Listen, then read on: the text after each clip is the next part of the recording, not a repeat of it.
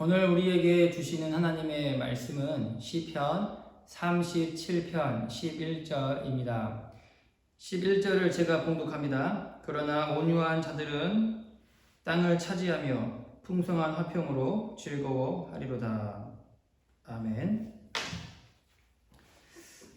시편 37편은 노년의 다윗이 악인의 번영을 보면서 이 회의를 품는 젊은이들을 향하여서 자신의 경험을 그렇게 힘있게 교훈하는 지혜시입니다.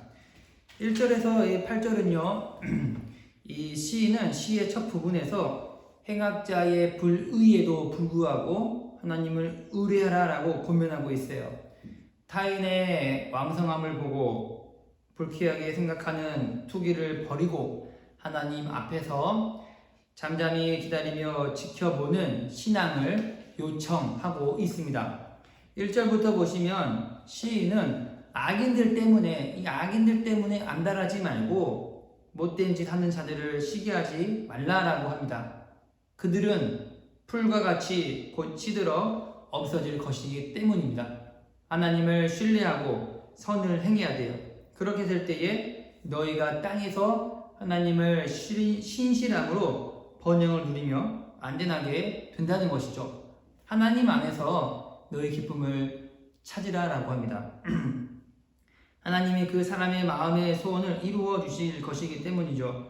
너희의 길을 하나님께 맡기고 하나님을 신뢰하면 하나님이 이루어 준다는 것입니다. 또한 6절에서는 하나님께서 너의 의로움을 새벽처럼 빛나게 하시고 너의 정직함을 대낮같이 훤히 드러내실 것입니다.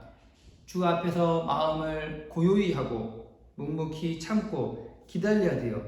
악한 자들이 잘 되는 것을 보더라도 조금도 초조하게 생각하지 말고 악한 계획이 잘 풀려 나간다고 해도 전혀 불평하지 말아야 됩니다. 화를 내지 말아야 돼요. 분노를 그쳐야 돼요. 안달하지 말고 걱정하지 말아야 돼요. 왜냐하면 이 모든 것들은 결국 악으로 치우칠 것이기 때문입니다. 9절에서 11절은 온유한 자에 대해서 설명을 하고 있는데 악을 행하는 자들 때문에 분노하지 말라는 거예요. 이런 것들은 일시적인 것이기 때문입니다. 조용히 하나님을 기다리는 온유한 신앙이 결국 땅을 유업으로 받게 되어 있는 것이죠. 예수님은요, 이 산상보훈에서 이러한 약속들을 반복하시고 우리에게 약속을 하고 있습니다. 9절부터 보시면 진실로 악을 행하는 자들은 끊어질 것이나 하나님을 소망하는 자들은 땅을 차지하게 된다고 했어요. 악인들은 곧 사라질 것이기 때문에 네가 찾아도 만나지 못한다는 것이죠. 그리고 11절에서는 온유한 자에 대해서 설명을 합니다. 본문 11절인데요. 함께 봉독하도록 하겠습니다. 그러나 온유한 자들은 땅을 차지하며 풍성한 화평으로 즐거워하겠다라고 합니다. 여러분, 이 노년의 다윗이 악인의 번영을 보고 회의를 품는 젊은이들을 향하여서 자신의 경험들을 들려주고 있는데 이 지점에서 지금 온유한 자에 대해서 언급했다는 것은요, 시인은 그렇게 회의를 품는 것으로만 끝나지 말고 온유한 자세를 견지하라라고 교훈을 주고 있는 것입니다. 온유함이 있어야지 이 약한 세대에 휘말리지 않을 수 있다는 것이죠. 마태복음 5장 5절에서도 이 온유한 자에 대해서 언급을 합니다. 온유한 자는 복이 있나니 그들이 땅을 기업으로 받을 것이다 라고 말씀을 해요. 여기서 온유한 자는 어떠한 사람입니까?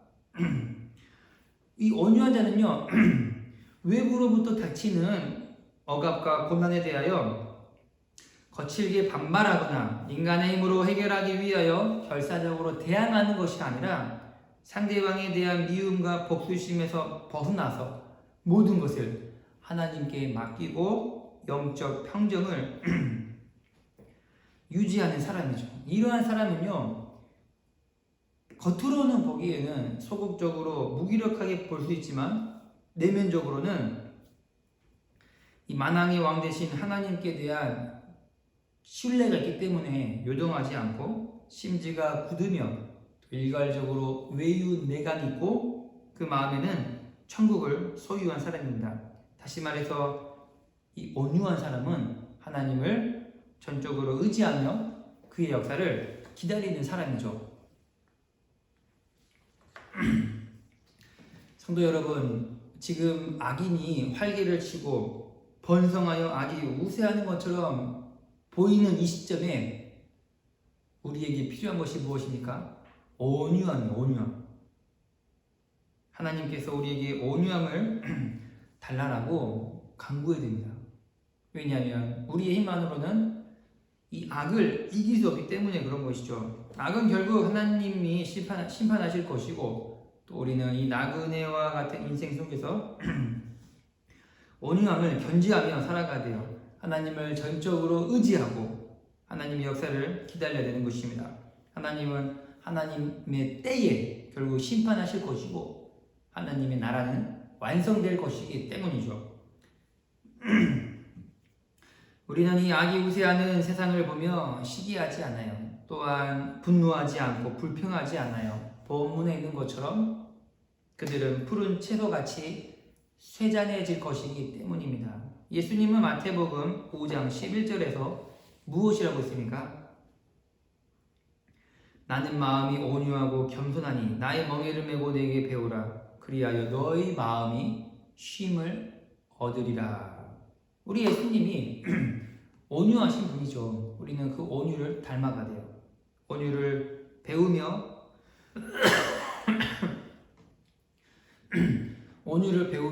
온유를 통해서 세상을 새롭게 바라볼 수 있는 것입니다.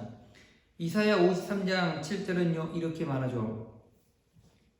그가 곤욕을 당하여 괴로울 때에도 그의 입을 열지 아니하였음이며 마치 도수장으로 끌려가는 어린 양과 털 깎는 자 앞에서 잠잠한 양같이 그의 입을 열지 않았다라고 합니다. 무슨 말입니까? 세상이 대항하는 그러한 방식대로 똑같이 하지 않았다는 거예요. 하나님의 뜻을 행하기 위하여 온유의 방식으로 대하며 하나님의 뜻을 이루어가는 것입니다. 온유한 성품으로 성도는 세상을 바라보아야 하는 것이죠. 온유한 성품으로 천성을 행하여 나아가리. 온유가 아니라면 나의 성격대로 행하는 것이기 때문에 온유함으로 오늘 하루도 묵묵히 살아가는 것입니다. 악인의 우세하는 이 세상을 향해 회의를 품는 자들을 향하여 시인은 권면하고 있어요. 온유함으로 세상을 바라보십시오. 하나님께서 우리에게 온유를 허락해달라고 기도할 수 있는 새벽이 되길 바랍니다. 기도하겠습니다. 하나님 아버지, 악이 우세하는 세상 속에서 어떻게 살아갈지 모르는 가운데 우리에게 온유를 허락하여 주시옵소서. 우리 주님이 온유하신 분이기에 우리 또한 전적으로 하나님을 신뢰하며 이 세상에 대해 불평하지 않게 하여 주시옵소서. 결국 하나님이 심판하실 것이고 하나님의 때에 하나님 나라를 완성하실 것이기 때문에 굳게 주님을 의뢰하며 신뢰하는 자녀들 되게 하여 주시옵소서. 더 우리의 온유함으로 주님을 닮아가는 자녀들 되게 하여 주시옵소서. 예수님의 이름으로 기도드립니다. 아멘.